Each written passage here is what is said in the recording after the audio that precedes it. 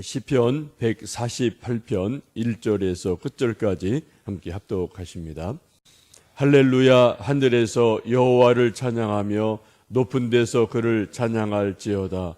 그의 모든 천사여 찬양하며 모든 군대여 그를 찬양할지어다. 해와 달아 그를 찬양하며 밝은 별들아 다 그를 찬양할지어다. 하늘의 하늘도 그를 찬양하며 하늘 위에 있는 물들도 그를 찬양할지어다. 그것들이 여호와의 이름을 찬양함은 그가 명령하심으로 지음을 받았음이로다. 그가 또 그것들을 영원히 세우시고 패하지 못할 명령을 정하셨도다. 너희 용들과 바다여 땅에서 여호와를 찬양하라. 불과 우박과 눈과 안개와 그의 말씀을 따르는 광풍이며 산들과 모든 작은 산과 과수와 모든 백향목이며 짐승과 모든 가축과 기는 것과 나는 새며 세상의 왕들과 모든 백성들과 고관들과 땅의 모든 재판관들이며 총각과 처녀와 노인과 아이들아 여호와의 이름을 찬양할지어다. 그의 이름이 홀로 높으시며 그의 영광이 땅과 하늘 위에 뛰어나심이로다. 그가 그의 백성의 뿔을 높이셨으니 그는 모든 성도 곧 그를 가까이 하는 백성 이스라엘 자손의 찬양 받으실 이시로다. 할렐루야. 아멘. 시편 148편은 할렐루야 시편입니다. 그래서 시작할 때 맨 처음에 할렐루야로 시작을 하고 끝났을 때도 할렐루야로 시편 찬양을 닫게 됩니다. 시작과 마침을 할렐루야로 시작하고 마치게 되죠. 여러분, 할렐루야라는 뜻은 잘 아시는 것처럼 하나님을 찬양하라, 그러한 뜻입니다. 또 함께 읽으셨던 148편 말씀 보시면은 매 절마다 찬양하라 찬양하라 찬양하라는 말씀이 계속해서 반복되고 있음을 봅니다. 참 이상하죠. 성경 구약이나 신약을 보면은 곳곳에 하나님을 찬양하라, 하나님께 찬송하라는 말씀이 아주 많이 반복이 됩니다. 어떻게 보면 너무 많이 찬송하라 찬양하라 말씀하니까 좀 강요하는 것 같은 느낌을 받을 때도 있지요. 좀 이상하지 않나요? 우리 인간이 스스로 알아서 하나님께 찬송하면 참 좋겠는데 오늘 148편도 말씀 보시면은 매 절마다 찬송하라 찬양하라, 너무 많이 그러니까 좀 억지스럽지 않나라는 생각이 종종 들기도 합니다. 여러분 어떻게 생각하시나요? 하나님이 좀 점잖게 계셔서 우리 인간들이 알아서 찬양을 해드리면 얼마나 좋겠습니까마는 오늘 말씀처럼 또 다른 성경처럼 계속해서 억지스럽게 강조하고 강요하는 듯한 그런 말씀 우리가 많이 보거든요. 왜 그럴까요? 우리가 전번 말씀에도 본 것처럼 하나님은 찬양 받으시기에 마땅하신 분이기 때문에 그럴 찬양하라고 강권하실 권리도 하나님께 있음을 봅니다. 또 반대로 말하면 우리 인간들이 하나님을 스스로 찬양하는 그러한 믿음, 또 그러한 어떤 스스로 노래하는 기쁨, 감사함, 이런 것들이 우리 사람들 마음속에 다 멀어지고 식어졌기 때문에 하나님께서 강권하시지 않나 생각하게 됩니다. 그럼 누가 어떻게 하나님을 찬양해야 될까요? 오늘 148편에 계속해서 반복해서 말씀합니다. 2절 말씀을 함께 읽어보십니다. 그의 모든 천사여 찬양하며 모든 군대여 그를 찬양할지어다. 2절 말씀 보시면은 천군과 천사들아 하나님을 찬송하고 찬양하라라고 말씀합니다. 우리 눈에 안 보이지만은 분명히 천사라는 존재가 있죠. 예수님도 천사에 대해서 여러 번 말씀하십니다. 창세기 아브라함도 천사를 만나서 천사를 경험하죠. 기도의 어떤 큰 스승인 야곱도 약복강에서 천사와 씨름하며 기도를 합니다. 여러분 구약의 모든 곳에 천사 말씀이 있고요. 신약에도 있고 또 계시록 마지막에도 보면은 하나님께서 7 천사를 통해서 대접을 하나씩 쏟으시면서 말세에 되어질 일들을 하나님 천사를 통해서 일하고 계심을 분명히 말씀합니다. 누가복음 2장에 보시면 예수님 탄생하셨을 때 호련히 수많은 천군이 큰 천사들과 함께 하나님을 찬송하여 이르되 지극히 높은 곳에서는 하나님께 영광이요 땅에서는 하나님이 기뻐하신 사람들 중에 평화로다라고 천군 천사들이 예수님의 탄생을 노래했다, 찬송했다라고 말씀을 합니다. 그래 우리가 이 아침 불렀던 찬송 125장 천사들의 노래가 아름답게 들리니 산과들이 기뻐서 메아리쳐 울린다라는 이 크리스마스의 찬송을 오늘 이 아침에 2절 말씀 때문에 함께 불러보았습니다. 여러분 좀 빠른 감은 있지만 오늘도 하루 지내시면서 천사들의 찬송 소리를 한번 상상을 해보시고 믿음의 눈으로 바라보시면서 우리도 그러한 천사들의 찬송 같은 찬송을 불러보시면 좋겠습니다. 예수님 재림하실 때도 천사장의 나팔 소리와 함께 재림을 하셔요. 여러분 예수님 탄생하셨을 때도 천사들의 찬송 소리가 있었고요. 또 예수님 복음을 전하시고 병자를 치유하시고 어린아이의 머리를 쓰다듬어 주시면서 이 어린아이들에게도 다 하나님의 부리시는 영이 천사가 다 있다. 어리다고 얕보지 마라 라고 말씀하시면서 어린아이들을 존귀하게 대해 주셨습니다. 그 예수님께서 다시 승리의 모습으로 재림하실 때 천사장의 나팔 소리와 함께 재림하신다라는 것을 우리는 성경 말씀에서 봅니다. 오늘 여러분 그런 예수님 믿는 우리가 천사들이 예수님의 존귀하심 앞에 찬송을 불러드렸던 것처럼 우리도 천사들의 찬송 같은 마음으로 우리도 주님을 찬양할 수 있기를 간절히 원하고 축복합니다. 3절에서 5절을 보시면 해와 달과 별들이 찬양을 하죠. 함께 읽어보십니다. 해와 달아 그를 찬양하며 밝은 별들아 다 그를 찬양할지어다. 하늘의 하늘도 그를 찬양하며 하늘 위에 있는 물들도 그를 찬양할지어다. 그것들이 여호와의 이름을 찬양함은 그가 명령하심으로 지음을 받았음이로다. 해와 달과 별들 그 모든 우주 만물들이 하나님을 찬양하는 이유가 뭐라고요?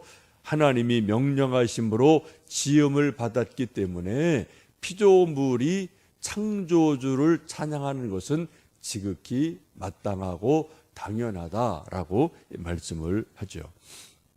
여러분 해물이 혹은 해 노을 지는 것 혹은 달빛, 영롱한 별빛 이런 것들을 여러분 가끔 이제 보시면서 그 속에서 역사하신 그것을 만드신 창조주 하나님을 찬양하는 그러한 또 영감이 있으시면 좋겠습니다. 우리가 가끔 부르는 이제 아이들의 동요도 보면은 동요를 만든 분들도 이러한 아름다운 천지 만물 또 하늘을 보면서 동요를 만들어서 아름다운 노래로 만들어낸 것이 참 많이 있죠. 여러분 옛날에 불러보셨을 것 같은 반짝반짝 작은 별 하늘에서 빛나네. 동쪽 하늘에서도 서쪽 하늘에서도 이런 여러분 동요 아시지 않습니까? 이런 거 만든 분이 분명히 밤하늘에 그 반짝반짝하는 아름다운 별들을 보면서 뭔가 또 영감이 있고 시상이 떠올라서 그러한 노래를 불렀음을 보게 되죠.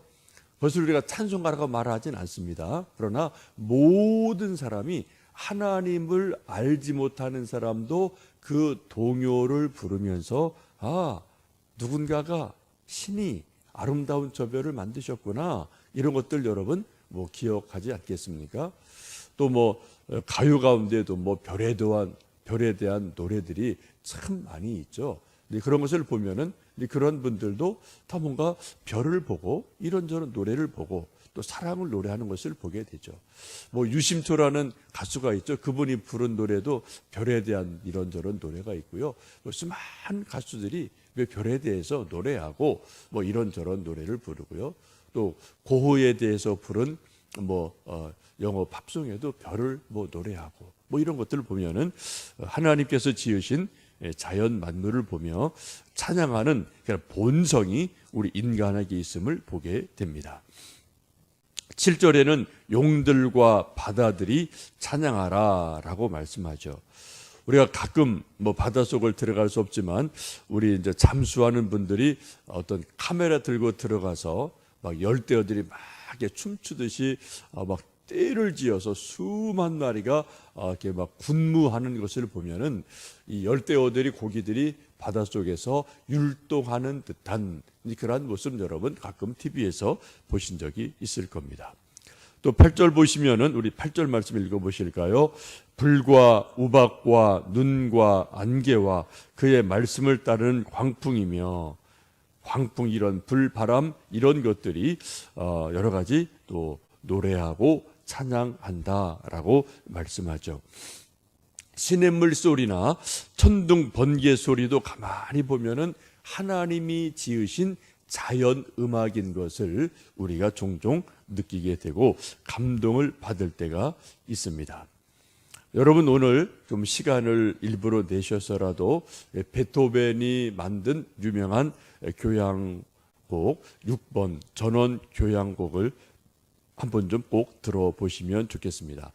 이 전원 교향곡이 아시는 것처럼 자연을 쭉 거닐다가 자연 속에서 보여지고 들려지는 아름다운 풍경을 보면서 베토벤이 만든 아주 아름답고 위대한 그런 음악이지 않습니까? 5악장으로 되어 있는데 각 악장마다 표제, 이제 베토벤이 붙여놓은 어떤 주제가 이렇게 되어 있습니다. 1악장은 시골에 도착하였을 때의 즐거운 기분, 2악장 시냇가의 풍경, 3악장 시골 사람들의 즐거운 모임, 4악장 비바람, 천둥, 폭풍우, 5악장 목자들의 노래, 폭풍우가 갠 후에 기쁨과 감사. 이것을 보면은 이 6번 전원 교향곡 전체 내용이 자연을 보면서 자기가 들으면서 천둥 번개 소리, 또 잔잔한 시냇물 소리, 또 시골 사람들이 이런저런 수다 떨고 즐거운 아름다운 모임 이런 것들을 쭉 자연을 보면서 자연에서 하나님이 원초적으로 만드신 그 음악을 베토벤이 자기의 어떤 음악적인 그러한 재질로 또 다듬어낸 것, 이것이 바로 전원 고향곡이라는 위대한 찬양곡이기도 하죠. 여러분 오늘 좀 시간을 내셔서 인터넷 들어가고 핸드폰 들어가면 다 이거 여러분 검색하면 다 보실 수가 있습니다. 베토벤의 6번 전원 교향곡, 이것을 꼭 한번 들어보시고요. 시편 148편을 함께 읽어보시는 그러한 시간이 있으셨으면 좋겠습니다. 9절 말씀을 읽어보실까요? 산들과 모든 작은 산과 과수와 모든 백향목이 또 찬양하라 라고 말씀을 하죠. 산, 작은 산, 나무, 모든 나무들, 과수는 과일나무죠. 사과나무, 배나무, 복숭아나무, 딸기나무, 모든 어떤 수많은 그런 과수들도 하나님을 찬양하지요. 여러분 우리가 동요를 부르는 것 중에 산 위에서 부는 바람, 시원한 바람, 그 바람은 좋은 바람, 고마운 바람, 이런 노래 우리가 또 즐겨 부르기도 하는데, 이 동요를 보면 역시 이 노래를 만든 분이 산바람, 솔바람, 시원한 바람을 쭉 들으면서 하나님의 그 놀라운 솜씨를 어린 아이의 동심으로 만들어낸 노래인 것을 볼 수 있겠습니다. 여러분 소나무 사이로 흘러오는 솔바람 소리가 정말 기가 막힌 음악이 되거든요. 저는 어릴 때 시골에서 자라고 또 동네 뒷동산에 큰 바위가 있는 그러한 곳이 있고 저희 선산 쭉 있는 곳이 있는데, 거기 올라가면 정말 아주 넓은 바위여서 이렇게 누우면은 뭐 해가 이렇게 쫙 쏟아져 들어오고요. 또 앞산이 보이고 뭐 소나무들이 쭉쭉 있어서 뭐 이렇게 시원한 바람 소리가 막 이렇게 불러가는 그런 제가 좀 자주 올라갔던 산이 있습니다. 거기 올라가면 정말 올라갈 때 조금 땀이 나지만 이제 너른 그 이제 바위에 그냥 이렇게 뭐 대자로 쭉 누워 있으면은 그 산을 스쳐가는 바람 소리, 솔바람 소리, 이런저런 소리들이 지금도 이렇게 저 가끔 이제 기억이 나거든요. 또 대나무 많은 곳에는 뭐 바람이 쭉 불어가면은 대나무 막 흔들리는 잎 흔들리는 그러한 소리, 또 이런저런 소리들이 있죠. 과수나무들 보면은 봄이 되고 꽃이 피면은 꿀벌들이 막 날아들어서 잉잉거리는 그러한 것도 하나의 아름다운 그 노랫소리 같이 벌들의 날개짓이 아름다운 노래로 들리기도 하죠. 여러분, 어쩌면은 이 세상에서 가장 아름답고 위대한 음악은 하나님이 만드신 자연 음악이 가장 위대하고 아름다운 음악인 줄 압니다. 그게 아주 원래적인 본래적인 그런 뭐 음악이죠. 이런 것들을 우리 음악가들이 사람들이 잘 알아듣기 쉽게 다듬어내고 음표를 붙인 것이 뭐 아까 베토벤의 전원 교향곡이든 또 우리 사람들이 부르는 노래든 또 이런저런 악기들의 연주이기도 합니다. 여러분, 자연 음악에는 치유 능력이 있습니다. 솔바람 소리 듣고 대나무 소리를 듣고 시냇물 졸졸거리는 소리를 들으면 우리가 마음이 정화가 돼요. 깨끗해져요. 어느샌가 근심 걱정이 사라지고 우리 마음에 활력이 솟아나는 것을 볼 수가 있습니다. 여러분 가끔 걷겠지만 우리 교회 옆에도 이렇게 옆에 쭉 가면은 조그만 그 시냇물이 졸졸졸 흘러가잖아요. 저도 뭐 가끔 그곳에 산책할 겸 운동할 겸 이제 걷고 하고 하는데 여러분 한번 좀 오늘 시간 내셔서 좀 해가 쨍쨍 찌일 때 꽃 한번 걸어 보시면 좋겠습니다. 쭉 걸어가면은 저쪽 호수까지 연결이 되지 않습니까? 정말 거기 걷다 보면은요 졸졸졸 흘러가는 시냇물 소리가 정말 맑게 들리고요. 우리의 마음을 상쾌하게 해주는 아주 놀라운 그런 또 맛이 있고 어떤 또 힘이 있더라고요. 여러분, 우리 멀리 가지 않으시더라도 우리 교회 바로 옆에 그런 아주 아름다운 곳이 산책로가 있는 것을 여러분 감사하게 여기시면서 걸으시고 찬송하고 또 노래하고 우리 마음이 새 힘을 얻는 그러한 곳이 되셨으면 좋겠습니다. 11절, 12절 말씀 읽어보십니다. 세상의 왕들과 모든 백성들과 고관들과 땅의 모든 재판관들이며 총각과 처녀와 노인과 아이들아 여호와의 이름을 찬양하라. 그의 이름이 홀로 높으시며 그의 영광이 땅과 하늘 위에 뛰어나심이로다. 아멘.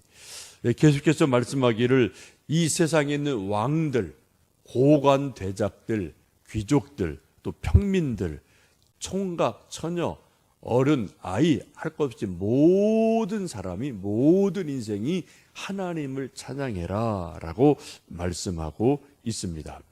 그 이유가 왜요? 13절에 있는 것처럼 하나님은 홀로 높으신 분이기 때문에 찬송을 받으시기에 마땅하신 분이다 라고 말씀을 하고 있습니다.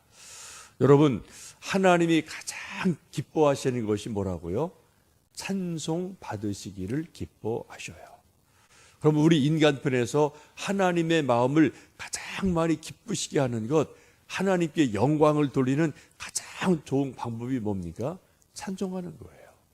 여러분, 우리가 꼭 찬양대가 아닐지라도 여러분 예배 시간에 혼자 길을 걸으면서 혹은 집에서 설거지하며 운전하며 혹은 산책하며 우리가 입술로 마음으로 영으로 하나님을 찬송할 때 하나님은 영광을 받으시고 우리 속에는 하나님의 임재가 하나님의 은혜가 하나님의 복주심이 우리 안에 임하게 될 줄로 믿습니다.